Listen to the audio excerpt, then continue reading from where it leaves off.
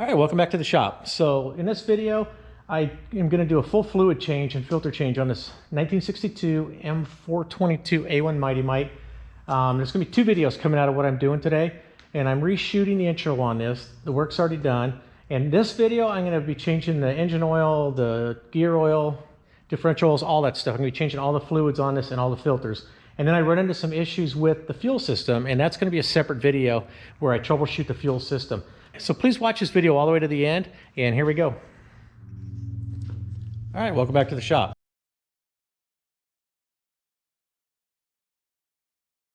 So in this video, I've got this M422a1 mightymite up here.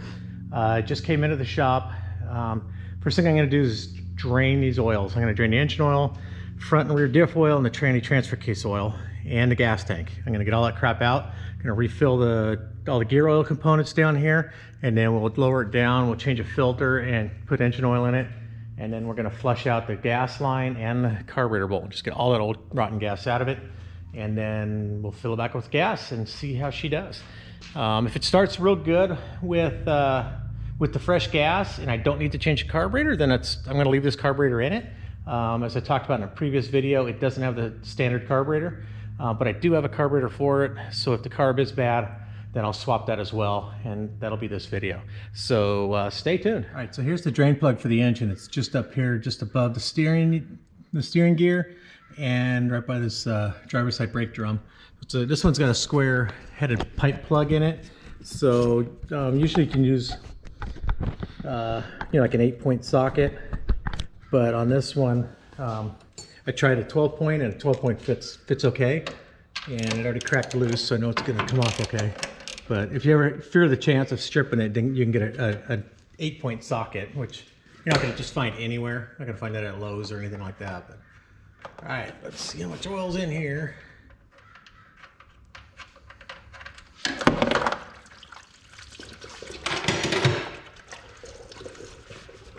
The oil's nice and warm. I took it for a ride up and down the street just to get it warmed up, so it'd flow out good. And here's the drain plug. It's got a magnet on it and a little bit of stuff on there.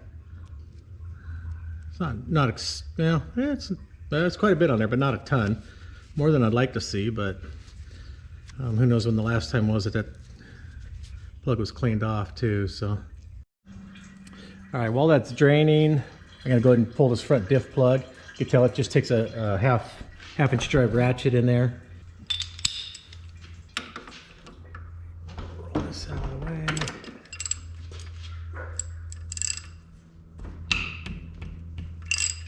All right, just coming out good.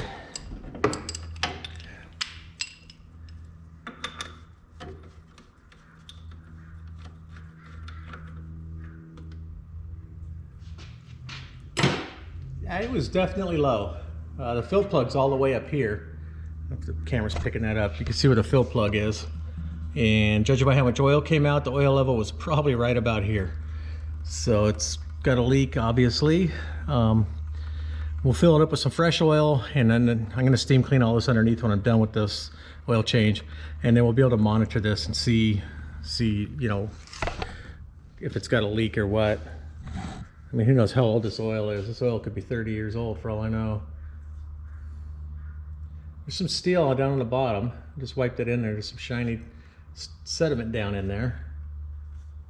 But I mean, this thing's only 60 years old, and who knows how old that oil was. And that could be 60 years worth of sediment sitting in the bottom there. Plug's back in. I'll put the engine one in. And then we'll put this diff one in, then we'll move on to the transmission.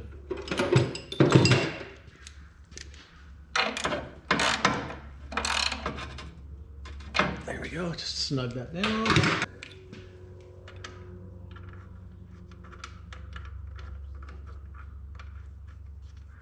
All right, put that started in there.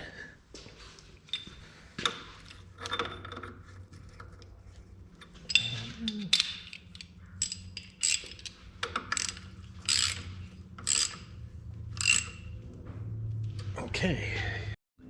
All right, so for the transmission and transfer case, they're one unit, and actually maybe they're not. I don't know. There's a fill plug and a drain plug on the trans, there's a fill plug and a drain plug on the torque, or the transfer case. So I'm gonna pull this drain plug and I'm gonna pull this drain plug and we'll see what we get. All right, and both of these ones have a pipe plug in there with a, you know, with a 4-point square head on them. So I'm just gonna use this 12-point. Actually, the size of the socket I'm using is an 11/16 12-point. Let's get this out.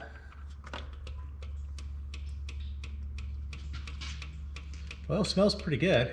It's decently clean oil. That's good. So there's no magnet on here, so we won't be able to see that. And there's no residue on the plug.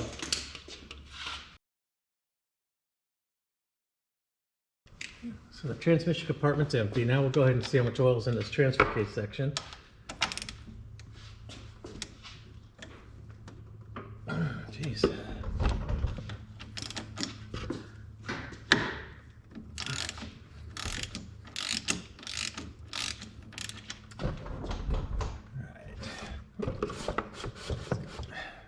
Let's get it back up.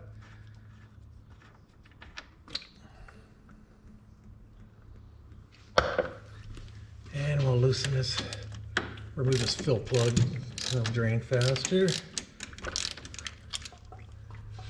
So that oil looks pretty good too. And I don't know if these are the same compartment. I'm gonna have to check in the maintenance manual and see. I'll definitely let you guys know in the video here. All right, I'll put the drain plug back in the trans. That way we can just move to the rear diff and drain it. I don't have to worry about this making a mess on the floor.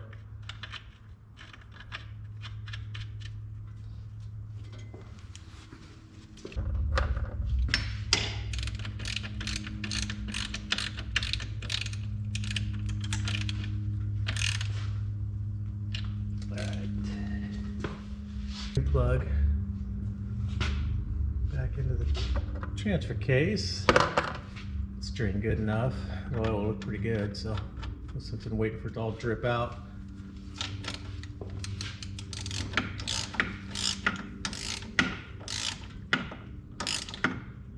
All right. Pull that up. All right, let's move to the rear diff. All right, so let's get this drain plug out of the rear diff. Let's see if it's got oil. Let's get this out of the way. I'm going to loosen up fill plug too at the same time.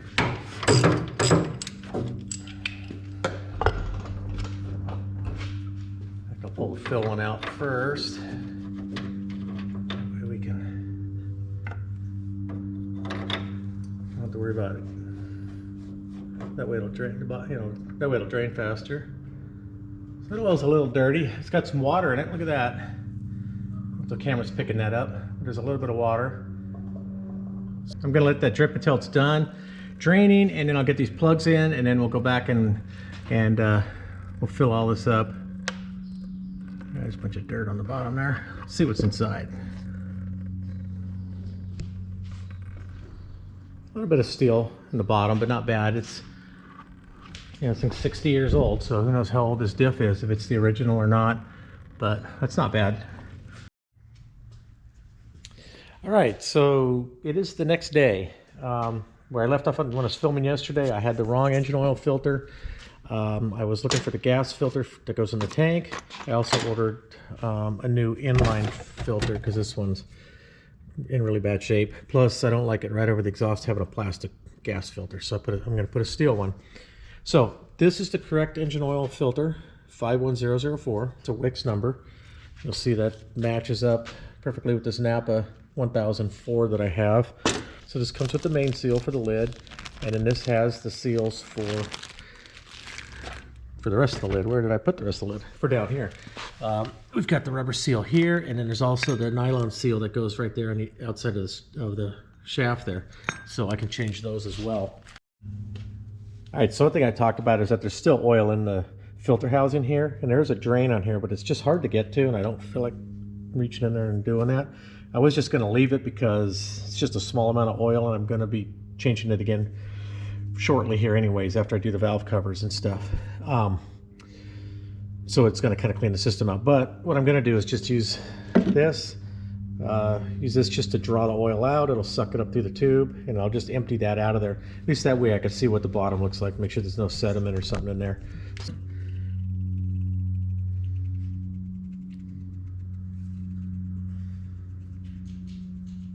Come on, that's a hard draw on there. Put that in there.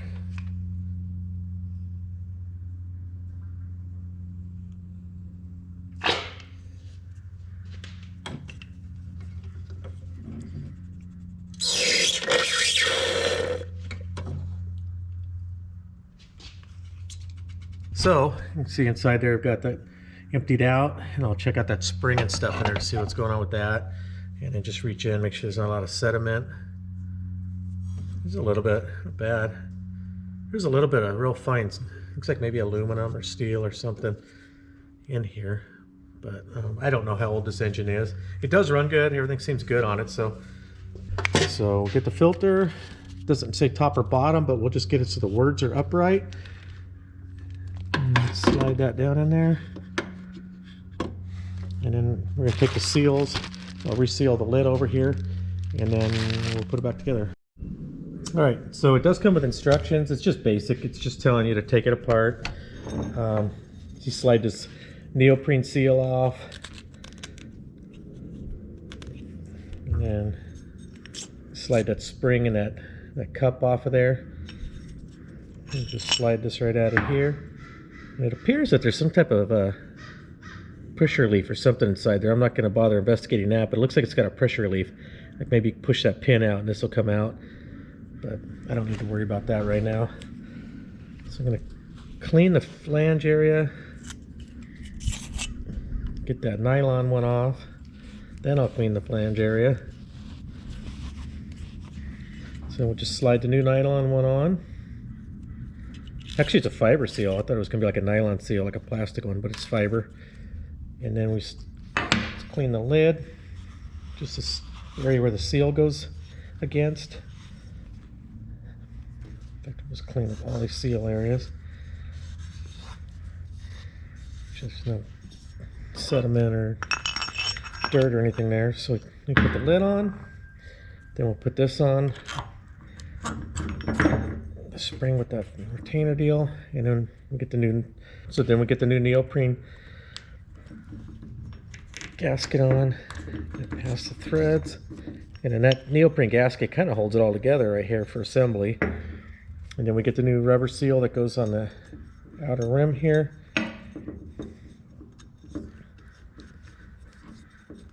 Just kind of tuck that into the corner with my fingernails. Try to keep it, set the camera right there. In fact, what I'm going to do, slide the filter on the shaft, make sure both ends are going to go through.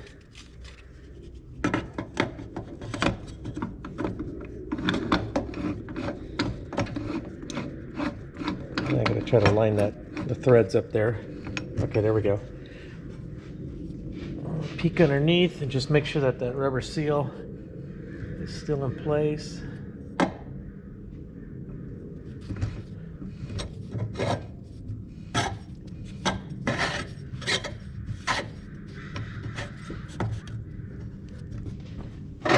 So make sure that's seating good. We kind of turn them both at the same time.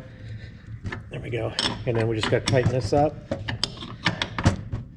There. You don't have to go crazy tightening it. You just want to snug it good so that it's, you know, sealing it up.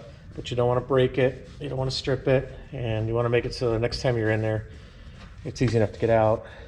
But I filled the diff up, then I came up here to fill this up, and I filled up the transmission, and the transmission and transfer case are separate, so they don't just share a plug like they did on the M151.